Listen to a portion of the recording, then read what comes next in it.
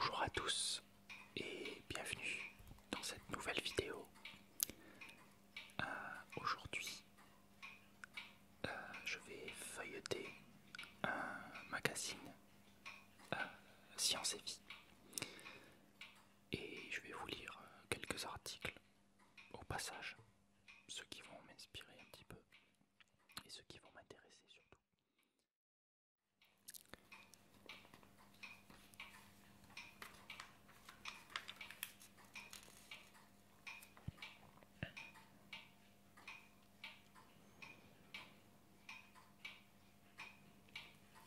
Ça c'est vraiment gigantesque.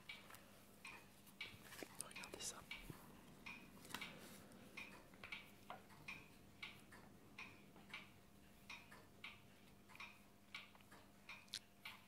Ici vous avez le soleil. La Terre est même pas représentable. Elle est tellement petite. Je crois que la Terre est 6000 fois plus petite que le soleil. Quelque chose comme ça. Je suis pas sûr mais il me semble. En tout cas le soleil est vraiment énormissime comparé à la Terre. Et les étoiles primordiales de population 3 font cette taille. Elles sont aussi grosses que le système solaire.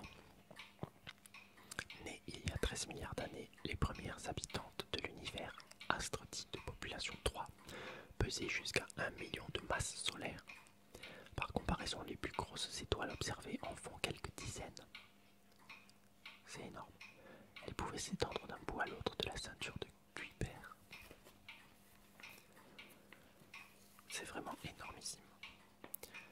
Et moi, l'astronomie m'a toujours beaucoup fasciné. C'est quelque chose que j'aime vraiment beaucoup, qui m'intéresse. Et c'est vraiment magnifique, tout ce qu'on découvre. Et ouais, moi je trouve ça intéressant, je trouve ça fascinant, ouais, fascinant de découvrir l'espace, tout ce qu'il y a autour de nous.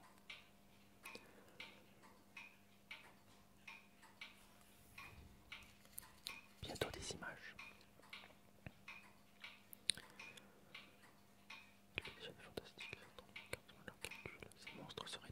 Ces monstres seraient assez lumineux pour être visibles avec le James Webb Space Telescope, ce puissant télescope spatial qui devrait remplacer Hubble à partir de 2018. Ce serait alors la première observation directe des premiers moments de l'univers, cet âge sombre que les astrophysiciens ne peuvent qu'imaginer dans leurs simulations, et qui pose de nombreuses questions. Mythe ou réalité? Pour la première fois, un généticien a analysé des dizaines de poils censés appartenir au Yéti. Verdict: pas de primates géants, mais une vache, un tapir, un hérisson et un ours d'une espèce disparue. Ah bon?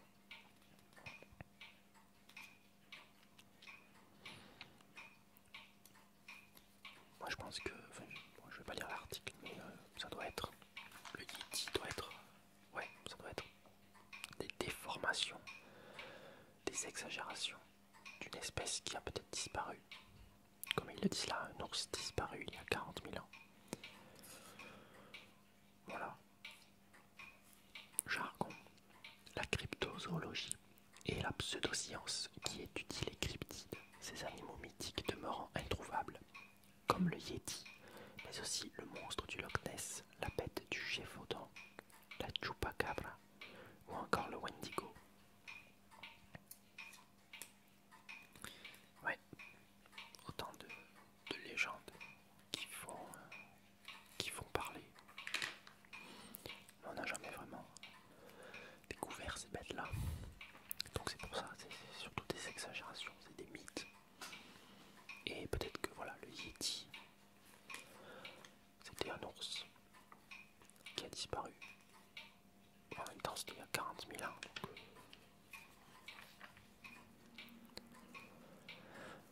je sais pas si la légende a démarré il y a 40 000 ans.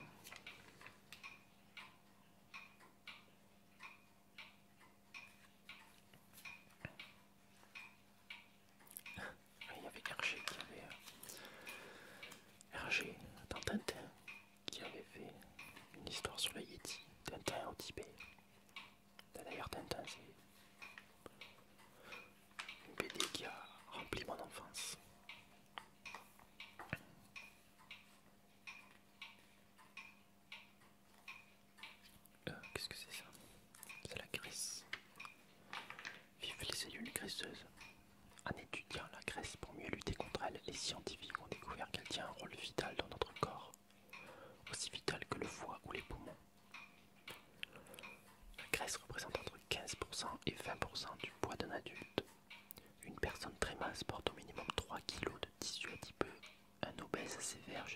45 kg, soit en moyenne plusieurs dizaines de milliards de cellules graisseuses, ou au moins autant de cellules diverses.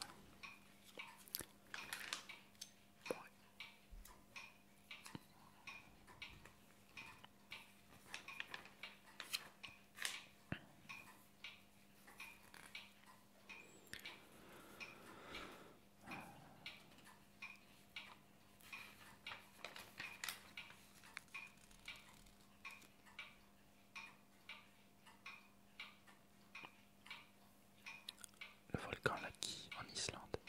Ça me fait penser que aujourd'hui, à midi, enfin à 13 h, j'ai vu qu'il y avait un volcan au Japon qui s'était réveillé et qui avait fait quelques dégâts. Et ouais, mais c'est quelque chose qui me, en quelque sorte, qui m'étonne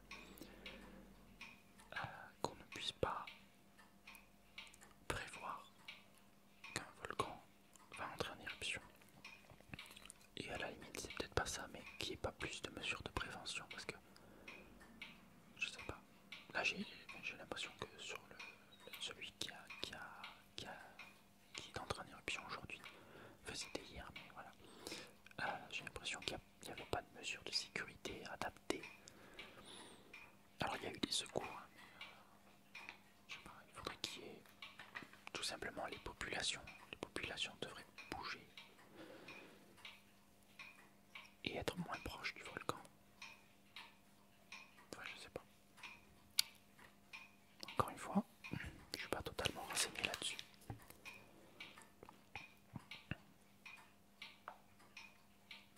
En tout cas, ça doit être très impressionnant. Et j'ai vu une vidéo très récemment d'un volcan. En fait, c'est pas un volcan, c'est ce qu'on appelle un lac, je crois, un lac de lave. Quelque chose comme ça. Oui, je crois que c'est ça, Lava Lake. Et en fait, j'ai vu une vidéo qui doit dater de 1 ou 2 ans. En fait, c'est des gens qui sont partis en expédition près d'un lac de lave. Et à un moment, on voit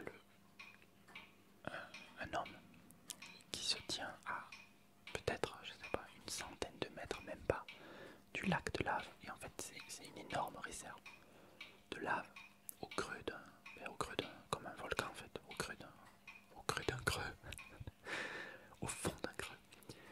Et on le voit se tenir là. Alors la caméra elle filme d'assez loin, mais c'est très impressionnant parce qu'on voit la lave qui bouillonne, qui fait des éruptions, des petites éruptions, et on le voit un petit peu en quelque sorte un contre-jour de cette lave. Et c'est vraiment une vidéo très impressionnante. Moi ça m'a vraiment impressionné. Et je me demandais comment il pouvait se tenir aussi près. Il avait quand même une combinaison pour le préserver de la chaleur, parce qu'à si près de la lave, c'est impossible de survivre, je pense. Mais c'était vraiment impressionnant. Le plan sur lequel on voit ça est vraiment impressionnant.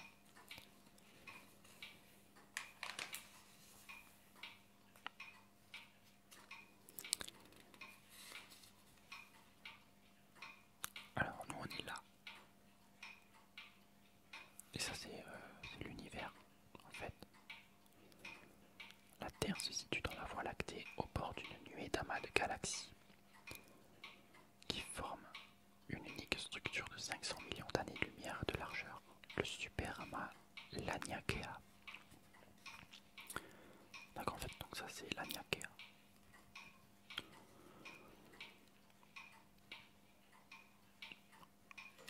Bien, bien.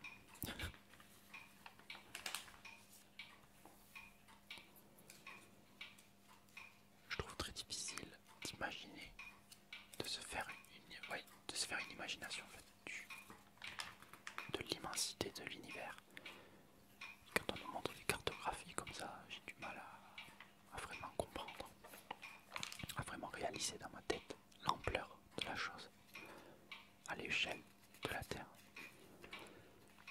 Et je pense que c'est impossible de le réaliser.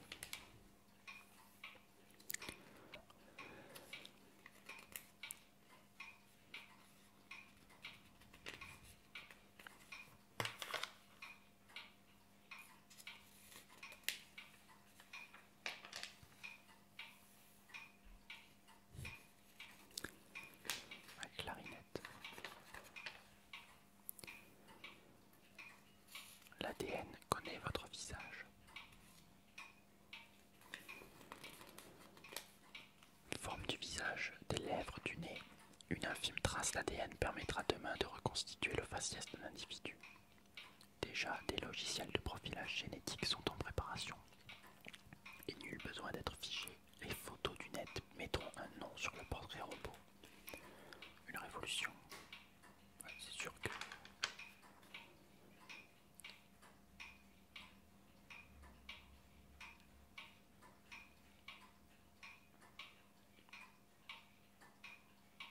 Ouais, c'est pas mal.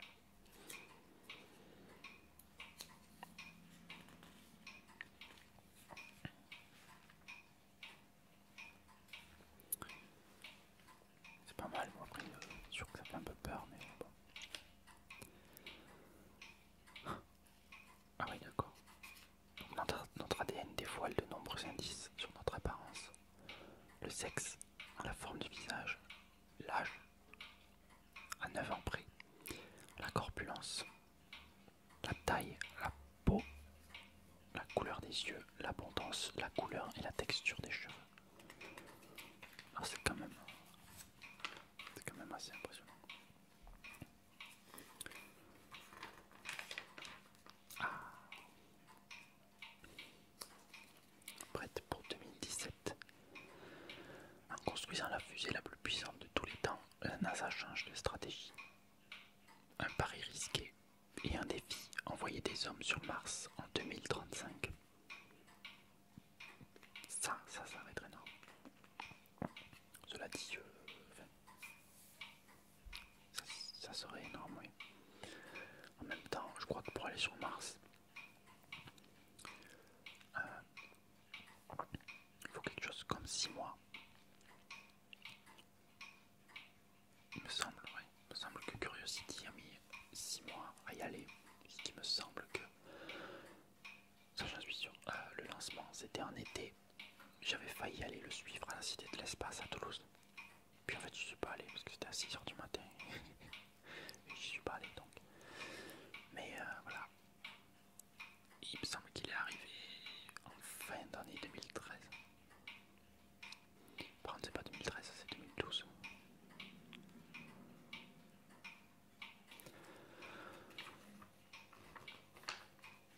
Alors, les fusées, moi, c'est quelque chose qui m'a toujours beaucoup fasciné. Et ouais. Il y a aussi non seulement les fusées, mais aussi les lanceurs, comme et particulièrement les lanceurs qui ont eu des problèmes en fait. Et je pense notamment à Challenger, la navette spatiale qui a eu en fait qui a explosé au décollage, 73 secondes après le décollage. Et je regardais des vidéos il n'y a pas si longtemps que ça. Et c'est terrible parce que les gens au début ne réalisaient pas que la navette avait explosé. Et moi-même, je pense que si j'avais été là, j'aurais pas fait plus. En fait, on aurait dit qu'elle se séparait. Et vous savez, ça produit beaucoup de fumée, des choses comme ça. Donc, au début, voilà, il y a un gros nuage de fumée. Et bon, ouais, il y en avait déjà avant. C'est juste que là, il est plus gros. On se dit, c'est une séparation, une autre étape du décollage. Et bien, au bout d'un moment, on se rend compte qu'on a perdu la navette. On ne sait pas où elle est. On la voit plus. Et on réalise que tout simplement elle a explosé. Et c'est terrible. Et je me rappelle, je crois qu'il y avait 7 membres d'équipage. Et la 7e c'était une professeure d'école. Et c'est terrible en fait ce qui s'est passé. Et alors, je crois que le désastre a eu lieu à cause d'un jouet qui, en fait, la nuit avant le décollage, il avait gelé. Et ils ont estimé, alors je crois qu'ils ont reporté le décollage de 2 heures, quelque chose comme ça, pour laisser réchauffer un petit peu. Mais il y avait un joint qui avait un défaut à la base, je crois. Pas sûr. En tout cas, ce défaut a été amplifié par le givre. Et le joint a lâché. Je crois qu'il y a du carburant qui s'est échappé, qui a cramé une autre partie de l'appareil, une fixation, je sais pas quoi.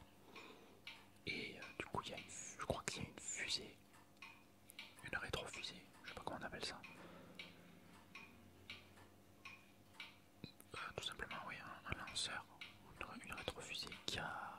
pivotait légèrement sur le réservoir. Du coup ça s'est complètement percé et enfin, quelque chose comme ça, je suis même pas sûr de ce que je dis mais il me semble de mémoire que c'est à peu près ça. Et puis ça a tout simplement explosé. Et tout ça, ça se produit en même pas une seconde. Enfin, je sais pas, quelques secondes au pire, mais voilà. C'est vraiment terrible. Et l'enquête a duré longtemps, enfin, je veux dire. Même aujourd'hui, je crois pas qu'on soit totalement sûr de ce qui s'est passé. Dans tous les cas, on a toutes les fusées. Enfin, pas toutes les fusées. Le retour du gigantisme après 40 ans de petits lanceurs. C'est vrai qu'il y avait Saturn V qui était très très grand. Destiné aux missions Apollo. C'était le plus gros lanceur de l'histoire. Après bon, ici, on a Ariane 5. Et la nouvelle, donc, SLS, enfin, la nouvelle géante. 130 tonnes. La version définitive en fera le véhicule le plus puissant ayant jamais existé. J'aimerais bien voir un décollage de fusée un jour, en vrai et en direct. Parce que c'est quelque chose de très impressionnant. Rien qu'à la télé déjà.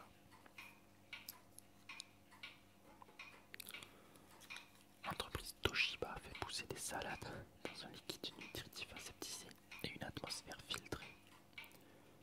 Une alternative en cas de lourde pollution industrielle ou nucléaire.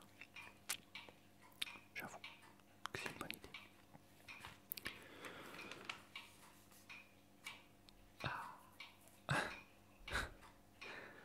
Les ouvriers d'un chantier naval testent un nouvel exosquelette. Alors ça me fait penser à plusieurs films que j'ai pas forcément vus. Ça me fait penser à Tom Cruise dans Edge of Tomorrow, je crois. Ouais, Edge of Tomorrow. J'ai pas vu ce film, mais je sais qu'il voilà, c'est un guerrier avec un exosquelette. Et surtout, ça me fait penser à Aliens. Alien le retour. Le deuxième film, Alien. Avec Ripley qui... Moi je vais pas spoiler, mais Ripley qui utilise un truc de ce genre, beaucoup plus gros. Mais voilà, un truc de ce genre dans le film. Et évidemment Avatar. Puisqu'on en retrouve le même genre d'exosquelette en quelque sorte. D'ailleurs, Avatar, James Cameron. Aliens, James Cameron. C'est sûrement pour ça. Un concept de plateforme géante pour lutter contre les feux de forêt. Ça aussi c'est pas mal. Ça me fait penser à... je sais pas pourquoi. À World of Warcraft. Il me semble qu'il y avait des choses comme ça dans une région de World of Warcraft. Des plateformes dans les arbres. Enfin, pas dans les arbres, mais au-dessus des arbres. Et de toute façon, oui, il y en a dans certaines villes en hauteur, des trucs comme ça un petit peu. Ou alors le Seigneur des Anneaux, la forêt de l'Othlorien.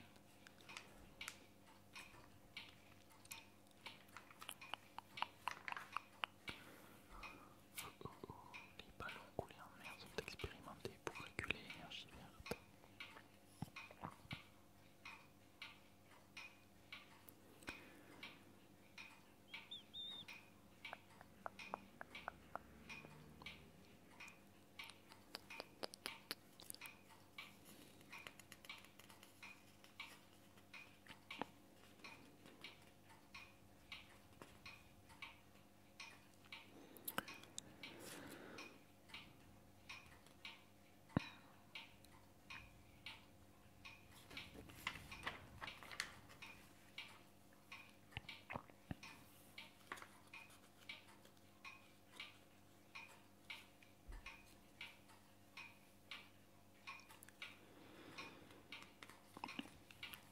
Alors, là c'est la partie la plus intéressante pour moi du magazine.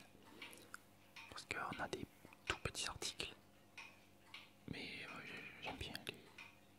En fait, voilà, c'est la partie bon à savoir. Moi j'aime bien tout ce qui est dans ce genre-là. Là je vais vous en lire pas mal, je pense.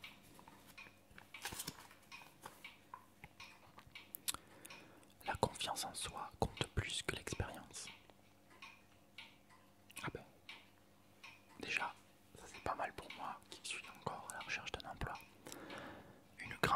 l'expérience en soi ne permet pas simplement de faire une bonne première impression.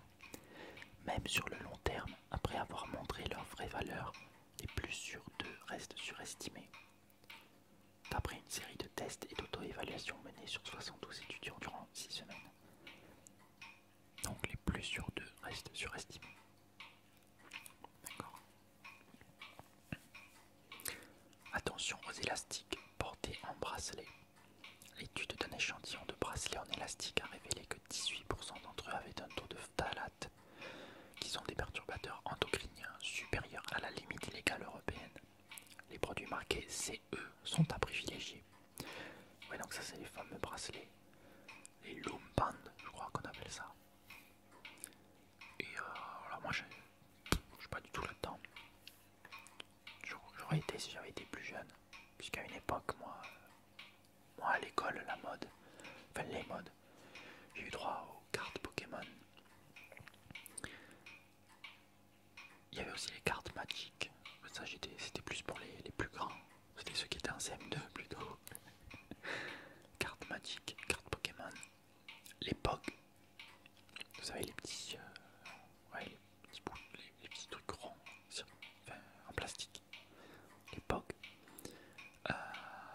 Ensuite on a eu les toupies Beyblade, ça c'était bien. Qu'on pouvait personnaliser, on pouvait changer, interchanger les parties de la toupie pour qu'elle soit meilleure. C'était vraiment marrant. Qu'est-ce qu'on a eu d'autre? Et bah bien sûr les billes. Les billes. Les billes. Les billes. Ça aussi c'était pas mal. Et puis et ensuite voilà, en termes d'objets à la mode, il y avait les Scooby-Doo. J'ai dû en faire une dizaine, une vingtaine peut-être, je sais pas. Ouais, après c'est parti. C'est des modes assez éphémères en général. Alors, les jeux vidéo ont des effets positifs. Bien sûr, mieux vaut éviter les plus violents, mais globalement, 1 heure par jour de jeux vidéo favorise le bien-être et l'ajustement social et émotionnel des enfants de 10 à 15 ans. Au-delà de 3 heures quotidiennes, l'effet inverse se produit. Je dois dire que j'ai beaucoup joué aux jeux vidéo pendant mon enfance. Je pense que je jouais plus de 3 heures par jour. Et ouais, socialement, j'étais pas forcément le plus populaire à l'école. Pas du tout même. Mais bon, j'avais quand même des amis. Et d'ailleurs, j'en suis bien content d'avoir, toujours aujourd'hui d'ailleurs, relativement peu d'amis, peu de vrais amis. Parce que quand je vois les gens qui ont, je sais pas, 500, 600 et beaucoup plus d'amis que ça, mais je leur dis, mais tant qu'on n'est même pas un cinquième réellement. Et enfin bon, j'ai jamais eu énormément de vrais amis. Et j'en suis bien content parce que je sais à quoi m'en tenir, disons. Enfin bref. On retient moins bien ce qu'on lit sur tablette. Mauvaise nouvelle pour les fans d'e-books. Donc l'e-books, c'est les livres électroniques. Il semble que l'on retient moins bien les informations quand elles sont lues sur un écran. Entre 2 groupes de 25 personnes ayant lu la même nouvelle, les uns sur tablette numérique, les autres sur papier, les premiers se remémoraient par la suite moins bien la chronologie des événements décrits. S'il est possible que cet effet s'atténue chez les utilisateurs de tablettes plus expérimentés, il paraît pour l'instant préférable de restreindre la lecture numérique aux romans de gare et de privilégier le papier pour le travail ou les révisions. Alors c'est vrai que le numérique a l'avantage d'être léger et de pouvoir être modifiable, de pouvoir être transportable, d'être pratique. Mais il faut quand même avouer que c'est plus plaisant de lire sur du papier. Et récemment, j'ai lu Game of Thrones, les 2 premiers tomes, sur mon téléphone justement. Et j'avoue que ensuite, je sais pas pourquoi, mais en fait si, je sais pourquoi, j'ai lu Pinocchio. Ça n'a rien à voir, mais j'ai lu Pinocchio sur un vrai livre, parce qu'en fait j'ai toute une collection de vieux contes dans ma chambre que j'avais déjà quand j'étais tout petit, mais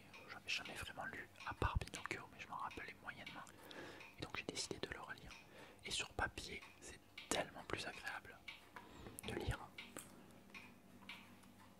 Et même, c'est plus pratique en fait, parce que on voit mieux ce qu'on lit sur un téléphone, même si on peut zoomer ou des choses comme ça, on peut agrandir les caractères. Le papier reste plus agréable, c'est quand même indéniable. Il a une résolution beaucoup plus élevée, j'ai envie de dire. Bon, les graines germées de brocoli détoxifient l'organisme. Les graines germées peuvent nettoyer l'organisme de certains polluants atmosphériques.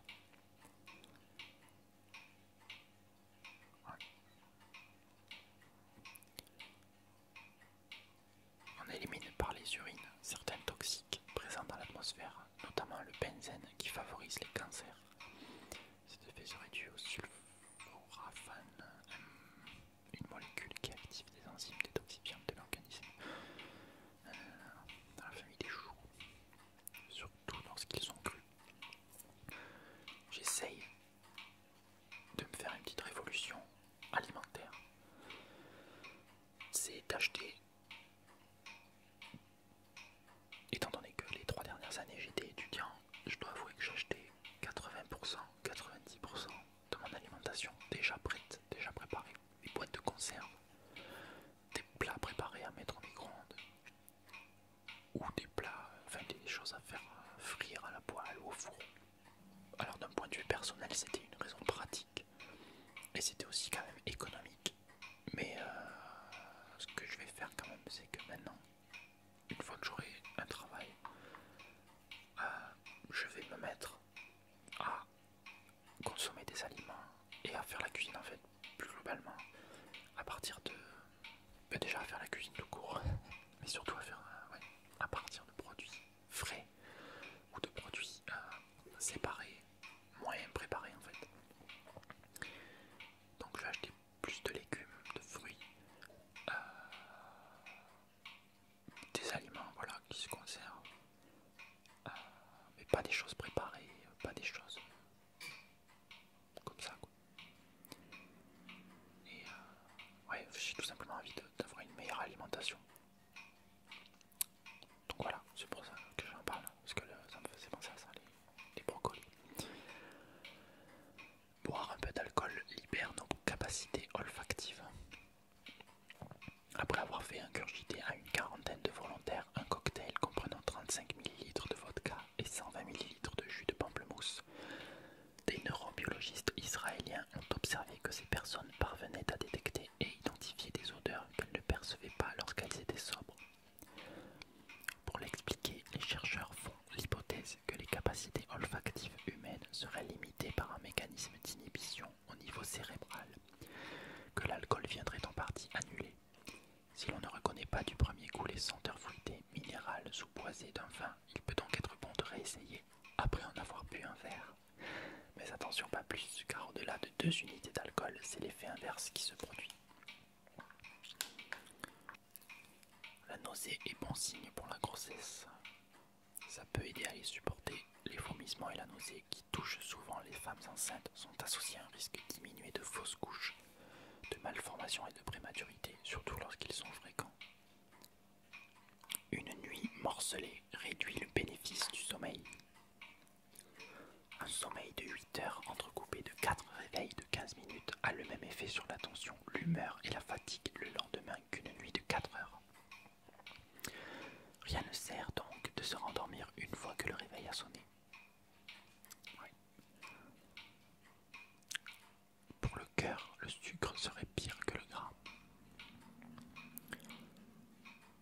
Parmi 120 personnes ayant suivi durant un an un régime faible, soit en glucides, soit en graisse, les premières avaient plus maigri et leurs marqueurs de santé cardiovasculaire, cholestérol, triglycérides, s'étaient davantage améliorés. Le sport rend bel et bien plus dur au mal. Des chercheurs ont éprouvé la résistance au mal de 12 volontaires à l'aide d'un garrot placé autour du bras, avant et après avoir pratiqué 30 minutes de vélo d'appartement 3 fois par semaine pendant 6 semaines. Résultat, après cet entraînement sportif, les sujets supportaient la souffrance pendant en moyenne 5 minutes contre 4 avant l'effort. Cette légère amélioration de leur tolérance à la douleur serait, d'après les chercheurs, surtout due à des effets psychologiques, puisque la sensation de douleur ne semblait pas affectée.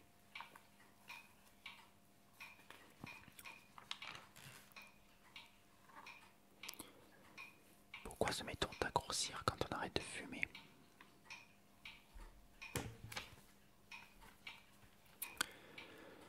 Selon une étude menée en mai 2008, les fumeurs prennent en moyenne 4,7 kg quand ils arrêtent de fumer. Ce serait notamment lié à une augmentation des prises alimentaires fréquentes pour compenser l'arrêt du tabac.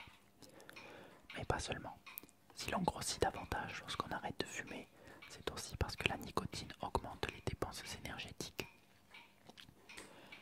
À l'arrêt du tabac, ce mécanisme de surdépense énergétique disparaît à la balance.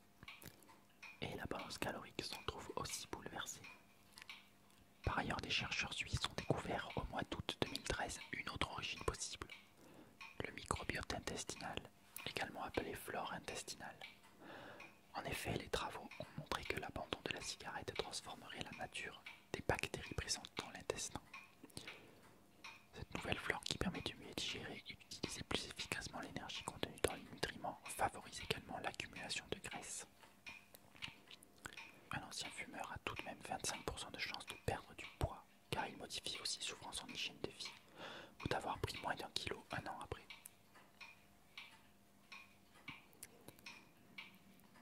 Ah, ça c'est une bonne question. Question de Frédéric Lenoble. Les poissons connaissent-ils la soif? Oui, mais seulement ceux de mer, car la concentration en sel est alors plus élevée que celle du poisson. En fait, c'est pas vraiment une soif du coup. Par le mécanisme physiologique de l'osmose, le poisson perd de l'eau par les branchies, ce qui n'est pas le cas en eau douce. Le milieu extérieur possède un taux de sel plus faible que le poisson, qui absorbe donc constamment de l'eau dans son organisme. Afin de compenser cette perte en eau, le poisson de mer s'hydrate grâce à des capteurs situés dans la bouche qui déclenchent en fonction de la salinité le réflexe de boire dans le cerveau. La gestion de l'eau est le principal problème du poisson. Sans sensation de soif ni contrôle nerveux, il peut mourir.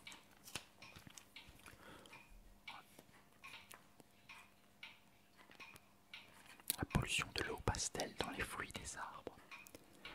Oui, la pollution chimique s'introduit dans l'organisme végétal qui boit de l'eau polluée, mais à des doses inférieures au maximum fixé par les autorités de santé. La quantité de pesticides qui se trouvent dans le fruit est même extrêmement minime par rapport au nombre de ceux qui couvrent sa peau après le traitement agricole classique, précise Jean-Luc Volatier, du service d'évaluation des risques à l'Agence nationale de sécurité sanitaire de l'alimentation. Manger un tel fruit sans la peau est donc a priori sans danger, sauf bien sûr si les pesticides de l'eau polluée sont des produits nocifs interdits, utilisés frauduleusement.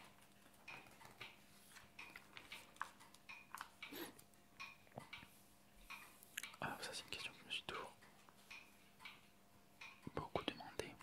Enfin, non, mais que je me suis déjà posé en fait.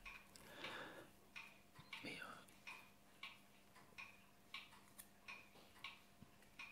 que deviendrait un objet tombant dans un trou qui traverserait la Terre? Quel que soit son poids ou sa forme, il oscillerait comme un élastique. Dans le cas le plus simple, c'est-à-dire dans un tunnel totalement vide d'air, synonyme d'absence de frottement et donc de résistance, cet objet ne serait soumis qu'à la seule force gravitationnelle qui agit comme des ressorts de chaque côté du globe. Les équations du problème de la chute, du corps et de la gravitation sont strictement identiques et de nombreux parallèles peuvent être faits entre les deux situations. 84 minutes aller-retour. En chute libre, l'objet fera donc des va-et-vient incessants entre les deux côtés du tunnel. Il mettra 84 minutes pour effectuer l'aller-retour et revenir à son point de départ. La durée de sa traversée ne dépend d'ailleurs pas du rayon de la planète, mais seulement de sa gravité. En comparaison, l'aller-retour à travers la Lune durerait 1h48 et un peu moins de 3 heures dans le cas du Soleil. La chute dans le vide est un problème plutôt simple à résoudre qui est donné à tous les élèves de première. En revanche, ça se complique un peu en présence de frottement peuvent être décrites qu'à travers des modèles basés sur l'observation expérimentale. Dans ce cas, le mouvement devrait perdre de l'énergie à chaque oscillation. L'objet devrait donc terminer sa course au centre de la Terre après 10 nombres avant aller-retour, toujours plus réduit jusqu'à l'arrêt total. Cependant, si le tunnel ne passe pas exactement au centre de la Terre et n'est pas précisément identique à son axe de rotation, la force dite de Coriolis déviera sa trajectoire, provoquant des collisions avec les parois et bloquant son passage. Notons pourtant qu'un tel tunnel est de toute façon absolument inenvisageable, ne serait-ce qu'en raison des températures au centre de la planète, jusqu'à 5500 degrés Celsius. Et de toute façon, au centre de la Terre, il y a un noyau, si je ne m'abuse, un noyau solide. À moins que ça soit l'imagerie populaire, mais il me semble que non. On le voit dans l'âge de glace de toute façon, donc c'est forcément vrai. Donc ce que je veux dire, c'est que l'objet, en fait, le caillou là, il percuterait le noyau, il resterait collé au noyau. Enfin, il fondrait avant, mais bon, en soi, dans le pire des cas, même s'il restait intact, il serait collé au noyau de toute façon.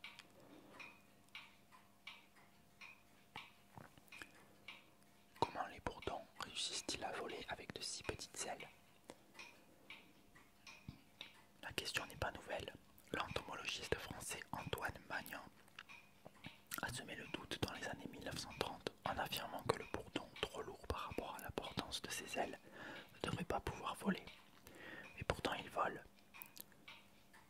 Son secret, une technique ultra perfectionnée de 200 battements d'ailes par seconde, où chaque mouvement en forme de 8 génère des effets d'ascenseur, donnant lieu à un retour d'informations sensories nerveux qui permet au bourdon de se stabiliser et d'ajuster son vol de façon très réactive. Autant de stratégies que les concepteurs de drones ultra légers étudient sans parvenir encore à les imiter.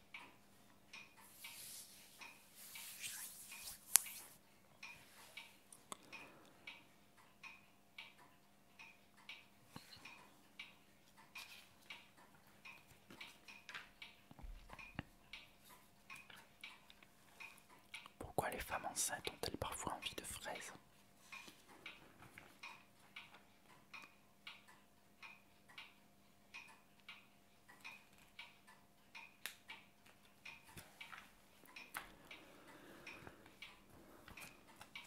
Si cette fameuse envie tient plus du mythe que du fait scientifique, les modifications hormonales au cours de la grossesse rendent cependant les femmes bel et bien plus sensibles aux odeurs et aux goûts, ce qui les pousse à privilégier certains produits ou à en bannir d'autres.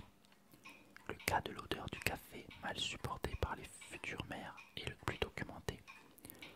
Selon nos dernières études, la consommation de caféine pendant les 9 mois de grossesse aurait des effets nuisibles sur le développement du cerveau du fœtus, souligne Christophe Bernard, chercheur à l'Institut national de la santé et de la recherche médicale. L'apparition de ces dégoûts subis pourrait donc constituer des mécanismes d'alerte. En parallèle, la grossesse induit des modifications de l'appétit, et notamment l'apparition de fringales. La principale hypothèse est liée à l'action des œstrogènes, ces hormones sexuelles féminines très impliquées dans la reproduction, souligne Philippe Deruel, professeur de gynécologie obstétrique à l'université Lille 2. Celle-ci provoque une hypersensibilité de l'organisme à l'insuline qui pénètre dans les muscles et les cellules plus efficacement, provoquant une chute du taux de sucre dans le sang. La fringale arrive lorsque ce manque de sucre est détecté par des récepteurs situés dans l'hypothalamus, qui intervient dans la sensation de faim. Enfin, le stress pendant la grossesse pousserait les femmes à manger davantage. L'hypothalamus se situe sous le thalamus, une région impliquée dans la sensibilité et les émotions. L'hypothalamus reçoit donc des informations qui altèrent le comportement alimentaire. À quelle heure fait-il le plus froid?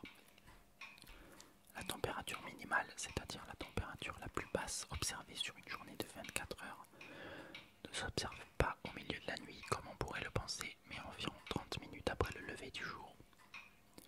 Tout au long de la nuit, la surface de la Terre perd de la chaleur sous forme d'un rayonnement infrarouge. explique Sébastien Léas de Météo France. La température diminue donc progressivement. Quand le soleil se lève, ses rayons sont presque obliques et ne chauffent pas suffisamment le sol pour compenser la perte d'énergie. Le refroidissement se poursuit donc jusqu'à ce que le sol reçoive plus de chaleur qu'il n'en perd. Quant à donner une heure fixe, c'est impossible car elle varie avec les saisons. Le décalage peut ainsi varier de 30 minutes en été à 1 heure en hiver, quand le soleil monte moins vite dans le ciel.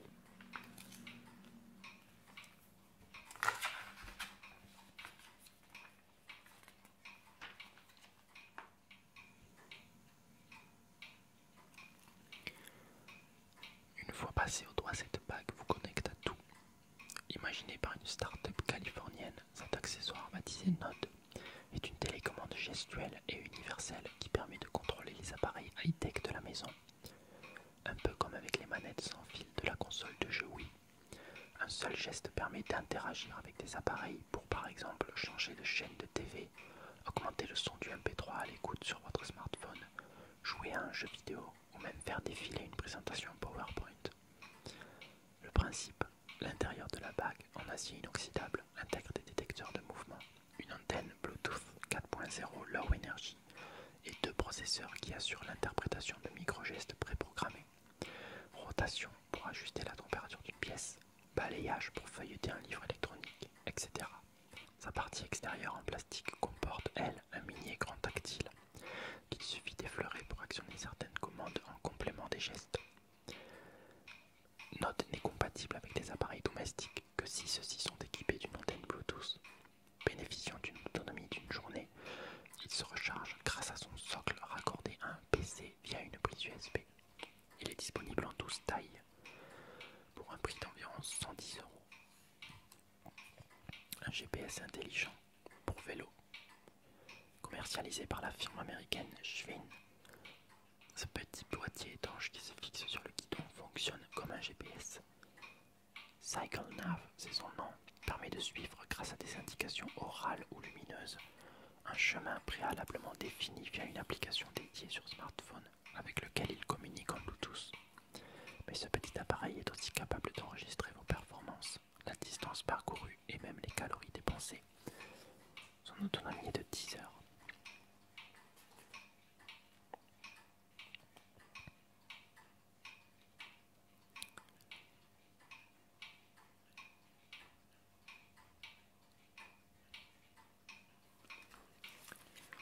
Créé par 3 étudiants de Melbourne, Swatchmate est un petit cube prêt à être dégainé pour capturer une couleur qui vous a tapé dans l'œil. Sur un vêtement, une plante ou un mur. Il suffit pour cela de tenir l'appareil sur la surface colorée et d'appuyer sur le haut du boîtier. À l'intérieur du cube, une sphère embarque une source de lumière et un détecteur de couleurs qui dirige l'impulsion lumineuse vers la surface colorée visée. Réfléchie vers l'intérieur de la sphère, celle-ci est alors analysée par le détecteur. En quelques secondes, la couleur est alors copiée, stockée et prête à être envoyée sur un smartphone via Bluetooth ou directement sur Photoshop. Amoureux des couleurs, ouvrez bien les yeux.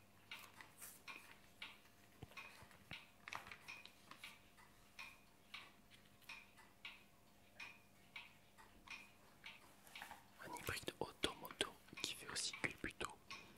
Un volant et un siège, mais seulement 2 roues. Le C1, conçu par la start-up américaine Lead Motors, se conduit comme une voiture et s'incline dans les virages comme une moto, à ceci près qu'il n'y a pas besoin de poser le pied pour le stabiliser à l'arrêt. Grâce à 2 gyroscopes électroniques associés à de nombreux capteurs, ce véhicule hybride finit toujours par se redresser, même en cas d'accident. Pour le garer, il suffit de déployer ses 2 béquilles. Ses points forts sont sa petite taille, moins de 3 mètres de long pour 1,4 mètres de haut et 1 mètre de large. Son poids, 360 kg, et ses performances. Il atteindrait 160 km/h selon l'entreprise. Il est aussi 100% électrique. 2 moteurs logés dans les roues et un pack de batterie lithium-ion phosphate de 10 kWh lui permettent de parcourir jusqu'à 320 km par charge, en récupérant une part de l'énergie cinétique perdue au freinage. Comptez 6 heures en charge. On peut déjà pré-réserver cette moto en ligne avant sa mise en vente prévue d'ici quelques semaines. Prix environ 17 600 €. Pas mal.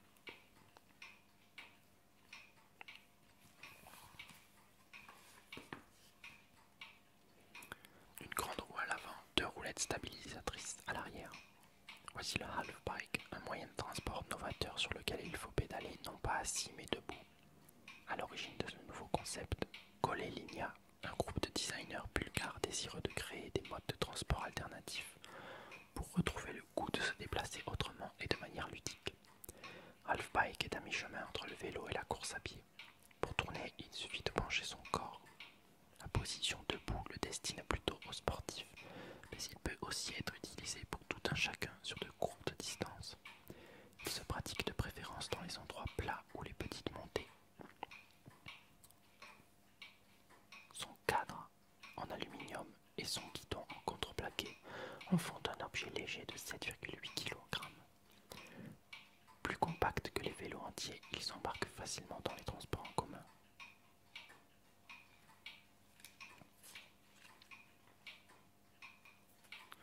La cocotte minute qui géolocalise sa cuisson. Hop là. Un concentré de technologie se cache dans cette cocotte électrique. L'iPod est doté d'un microprocesseur qui pilote le temps de cuisson, la température et la pression à chaque étape de ses 14 programmes. Mais on peut aussi lui ajouter de nouvelles fonctions grâce à sa connexion Bluetooth via une application spécifique sur smartphone.